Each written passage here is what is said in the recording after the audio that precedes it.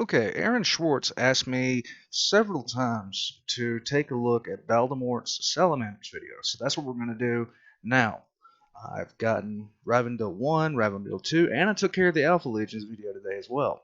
Lot of good stuff, lot of good stuff. So we're going to go ahead and take a look at this. Salamanders, true heroes of the Space Marines.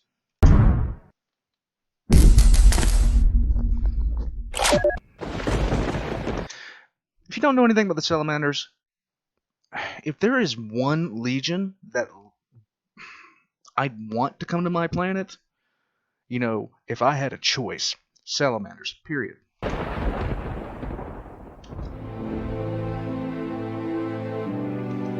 Into the fires of battle, unto the anvil of war. That is what we say. As the sun sets, I stand on the battlements, and I watch for the first sign. I do not wait long. They crest the horizon, the darkness of night ablaze with their advent. They all carry torches, burning bundles of wood. It lights the night like a snake of fire as they rush toward us. The orc column will be here within the hour. The snake of light, of fire, reminds me. It reminds me of the trenches of lava flows that come from the volcanoes of my homeworld, Nocturne. It reminds me of why I am fighting. It reminds me of my forge, my place, my kith, my kin. It reminds me of a joyous day. They had waited. They think I do them honor, but it is I who is honored. I walk into their home, the home of the sons of my father, the daughters of my mother. Though this has not literally been true for hundreds of years, they still request my presence, for we are family. Most of our cousins, the other Astartes, do not know this warmth, do not permit their number to retain these ties. They know not what they sacrifice, for they sacrifice purpose. I stoop to pass the door. I wear not my panoply of war, my armor, my weapons. I wear my robes, the robes of the cult of Prometheus. Yet, despite my similar attire, we do not look alike. I tower over all. Who is that actor? I can't put it together in my head. Who is that actor? Yet none flinch or retreat from my presence. I am met with reverent bows out of respect, but all the faces that raise to meet my eye are adorned with the glory of light, of smiles. The warmth of family beams from them. It bathes me. It heals me. It makes me stronger than any of my cousins can fathom. They lose so much. They never have this. The ritual is short. I fear that it is almost being rushed, yet I know why. It is the mighty lungs of the newest fire in our hearth, the new life for which we gather here to give thanks, to welcome into our family. He is strong. The smile is wide from all, but there is also a mild twitch. His endurance is good. He is loud and tenacious in signaling his displeasure. He shouts like a warrior born, crying his loudest at their disruption to his quiet, at being passed from one to another, so they may look in his eyes. I try not to smile, as I must play my part. And hence is he passed to me. My hands engulf him like a mountain swallows a careless climber. He is large for his age. I raise him up to me to look in his eyes as our family ritual demands. All look on now, but with a hushed awe, as the child looks into my eyes and stops. His tears cease, and his features take on a calmness I can only recognize when I look in a mirror. He reaches for my finger and squeezes it, and then, like a blessing that washes away the awe on each face and replaces it with the heat of love, the smiles are infectious as the tiny bell of his laugh chimes throughout this gathering place. But he is as ardent in his joy as he was in his previous consternation. All begin to laugh, even me.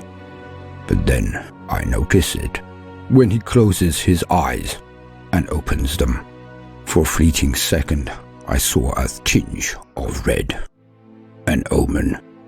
I do not believe in such things usually, but it all adds up. He snuggles into my hands and begins to drop off, but I saw it. Now I must do something I have not done in 3 generations of my family. Usually, I would process toward the mother.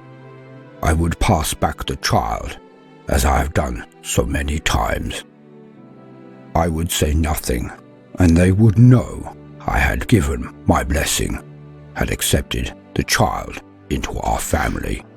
But not so today. I stride, making a course between them at first, but at the last I move toward the father. All now look on in silence, in awe again. It has been so long. I approach the father, his eyes now wide as he looks up at me. In his shock, he almost forgets to open his arms to accept back his son. As I bend down to pass this most precious treasure back to his sire, I speak the words our family have always used, the words that were said when I was passed back to my own father so many years ago. I speak. His soul is strong, perhaps strong enough for 2 hearts. The father nods and looks into his son's face with a newfound reverence.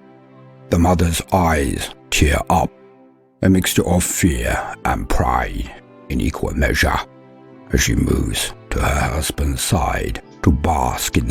Yeah, about the Salamanders, they're about as noble bright as you get in this grimdark universe. They are so just. They are. There's nobility, and then there's salamander nobility, and you really can't top that. Not even Matt Wardians can do that. Our slumbering son. Perhaps she fears, but when she looks up at me, she pretends. The tears are ones of pride and joy. I will never know for certain if she pretends or no. I am only a man. For I have told them what I saw. Maybe he will be strong enough to pass the trials. Maybe he will be strong enough, determined enough, brave enough to join my order, to be a son of Vulcan, to be a salamander. My eyes open again, and the greenskins are almost here. I check my bolter. I check the flamer at my feet, for the number that approaches means that no matter how fast we fire, no matter how accurately, hit our lines they will, for they are many, and we are few. But I swear to myself, as I always do, I look to the village behind and below me, and I swear, none shall pass my watch, for I stand between the greenskins, our brothers, sisters, mothers, fathers, sons, and daughters. Though this village be light years from my home, though they knew me not but scant hours ago, they will never know or remember my name. These are my people, all of them. They are humans. They are brothers, sisters, mothers, fathers, sons, and daughters. We are the same. Were the entire Xenos race to attempt to come crashing down on our lines, we will not break. For we are sons of Nocturne. We are the sons of Vulcan. We are the sons of the Emperor. But more than anything, even than that, we are sons of humanity. As I stand in this place, I hear again that chime, that little bell, the laughter of the youngest of my family. For him, no greenskin will pass me this night. Welcome, gentle listeners. I am Baldermort, and I wish to introduce you to the forces and factions of the Warhammer 40k universe. Today, I would like to expose a hidden truth, one that is disregarded or ignored by almost the entire community of the Warhammer fanbase. Anyone who has heard of Warhammer will know one of the most repeated tropes. There are no heroes in the grim darkness of the future. Alas, I cannot agree with this analysis. And he is perfectly right. For of all of the Adeptus Astartes, of all of the legions of the Emperor, all of the subsequent chapters from which they sprang, there is one order, one chapter that stands alone in the Imperium, the Salamanders. To this fraternity of warriors there is one pledge, one oath, that stands above all others. The Space Marines have always been likened to indomitable and brave futuristic knights who swear fealty to the master of mankind. They pledge to protect his realm, his Imperium. They pledge to show honor and courage in the face of their enemy, no matter how terrible in power or visage. They pledge to know no fear. But of all of the classical neo-heraldic pledges that are given, these mighty warriors, the Salamanders, take one their brothers do not. The pledge that separates them from their cousins in other chapters and legions. One that makes them more than their comrades in arms. For it gives them a nobility that is rarely spoken of, as it seems to fly in the face of the popular trope. They are the closest thing that this setting has to true heroes. For this pledge they adhere to above all others, no matter the cost. They pledge to protect the weak. The chapters, rightly or wrongly, see things on a grand scale, the bigger picture. It is this excuse that is used when they ignore the predations of the local population by the Pirate King, the Elder Corsair, the Orc Raiders, the Chaos Invasions, the demonic attacks. When any other chapter of Space Marines is faced with an enemy, they will use this excuse to charge into them, to bombard them, to take the heads of their leadership in a decapitating strike, all the while ignoring the plight of the very humans that make up the Imperium, the very thing all Marines have been oath-bound to protect. They deploy the same excuse, the same justification. The chapters of Space Marines, the Astartes, are to destroy the enemies of mankind. They are to reduce overall casualties by removing the threats. If 1 million human beings are to die in a siege, this is a numbers game. It is a drop in the ocean. Other chapters will state that by sacrificing the millions in a hive to being bait for the destruction of the threat, no matter what it may be, that they safeguard all others the enemy would slay. The losses are acceptable in the bigger, grander scheme of things. They feel righteous. But they merely deploy this excuse to shroud their utter disregard, their implicit and callous contempt and nonchalance at the loss of normal human life. It is not difficult to see why. The vast majority of Space Marines cut off all ties to their family, their homeworld, and normal humanity. They removed these ties as they state they will be distractions, will muddy waters, and will cause conflicts of priority and remove the perspective that is required for the Astartes to view the greater whole.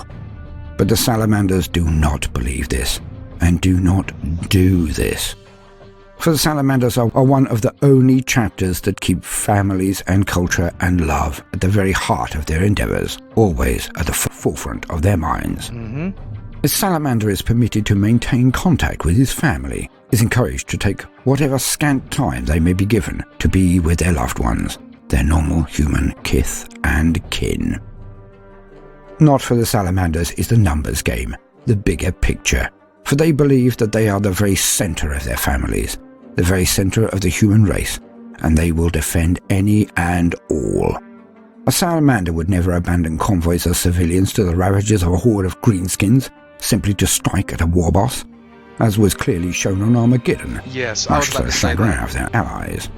The Salamanders do not consider the loss of even one single life to Yeah, so okay, you don't know what he's talking about, and you don't know why I pointed at that.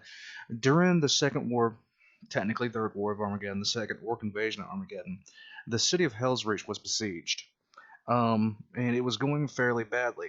A Salamander strike cruiser broke through the blockade, and during a battle that was happening, very nearly getting itself destroyed in the process to drop around 75 Salamanders into the city. Now, during that time, the Black Templars were there. Now, the Black Templars view humans almost like cannon fodder. Barely anything past that. It's very rare for a mortal to get Templars respect in any way, shape, or form. Now, what wound up happening was the Salamanders and the Black Templars, you couldn't put two groups together that had more varied approaches to warfare. And the Salamander sergeant asked Grimaldus, who was leading the Black Templars, to basically preach to his troops, and Grimaldus refused to do it, even though the concept of another chapter's chaplain blessing another chapter's troops is almost unheard of. It was an extreme honor that they were giving him, but he turned it down because they refused to leave civilians vulnerable and chase down a war boss. And it wound up getting a couple of the Black Templars killed and a couple of Salamanders killed. And Grimaldus couldn't get past that. But the Salamanders, even though the Salamander sergeant understood, he refused to even suggest to himself or Grimaldus that he had any regrets whatsoever, which he didn't have, because for him, safeguarding the civilians was more important than chasing glory. be acceptable if it can be avoided. They would stand and hold the line, would fight with the same fervour and implacable rage to defend the smallest shanty town of huts as other chapters would the very gates of the imperial palace on Terra. The Salamanders never forget that they are, above all things, human. Something that all too often their brothers parrot and profess, but do not seem to actually believe. Not really. Not in their hearts. Their goal is the destruction of their enemies, with the saving of human lives as almost an afterthought, a convenient byproduct. They live for the fray. Not all, but most. Not so the Salamanders. And always has it been this way. The Salamanders, the 18th Legion of the Legiones Astartes, were ever a legion who were willing to sacrifice and be sacrificed for others. Indeed, they are, in the opinion of this bard, the most noble of all of the Space Marines. Originally, they were dubbed the Fire Dragons. In the end stages of the Unification Wars, they were almost wiped out, for they were sent into a battle that most thought they would never return from at all. The entire 20,000 warriors of the 18th Legion were to be used in one assault, an impossible task from which only 1,000 of them returned. But return they did. The assault of the Tempest Galleries, a battle that has resounded through history. The Caucasus Wastes was the last remaining rogue state that had not bent the knee to the Emperor in his campaign to unify Terra, Earth. They had shielding that was impossible to be brought down, so the Emperor, in his wisdom, located the source by which these shields were powered. It was far underground, almost impossible to reach. The 18th were sent via vast digging torpedoes into the caverns under the city-states of the Caucasus Wastes, the Tempest Galleries. None truly expected them to be victorious. None truly believed any would return, but they were wrong. The Salamanders fought a battle so important, an adversary so terrible, I needs must come back to this at another time to do it proper justice. They went knowing they may be sacrificed for the greater goal, the unification of Holy Terra, the birthplace of humanity, Earth. But importantly, they went without complaint. They went not as lambs to the slaughter, but as men with heads held high. They did the impossible. They brought down those impenetrable shields and permitted 6 other legions and the Emperor's own bodyguards, the 10,000, the Custodes, to sweep into the side of the last resistance and crush it all. Their action sealed the end of that terrible war and permitted the domination and unification of Terra. But they did one thing none believed they could. They came back. Out of 20,000 sent, a mere 1,000 returned. Forever after were their numbers fewer than their brother legions. But a legion they did eventually become again.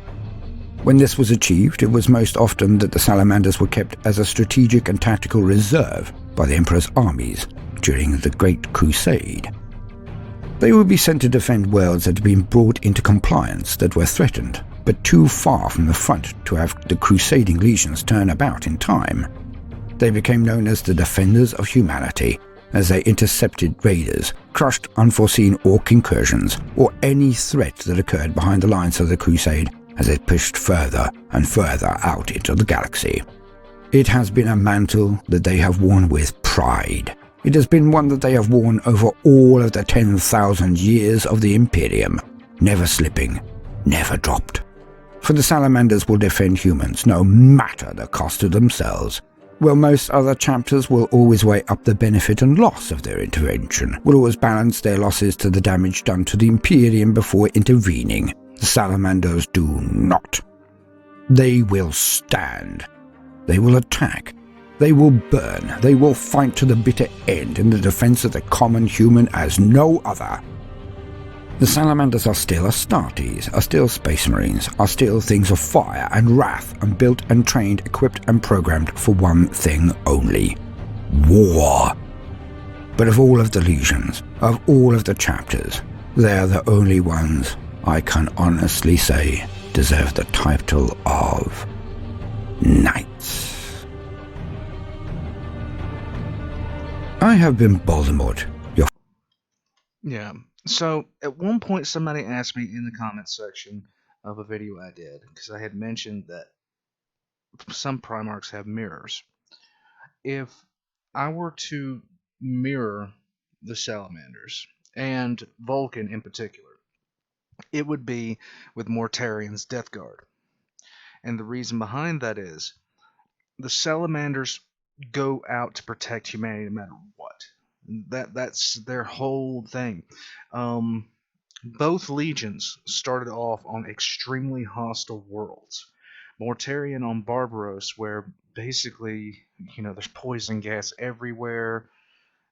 Vulcan started off, and it was pretty much the same thing because of the volcanic activity in the air. Both of them, even though Baldermort didn't say it in this video, both of them are very highly resilient. Their bodies can take more punishment. They'll go through more. Both of them specialize in what is pretty much trench warfare. The Salamanders are very good at clearing out bunkers, trench, and just basically taking punishment. It's really what they're best at. But while Mortarian could care not even the faintest of fucks about humanity in general, even before he turned to chaos, his legion couldn't give the faintest of shits whatsoever. The Salamanders were a completely different breed. They were the mirror image of that legion. Anyhow, this was a good recommendation, and I'll catch you guys next time.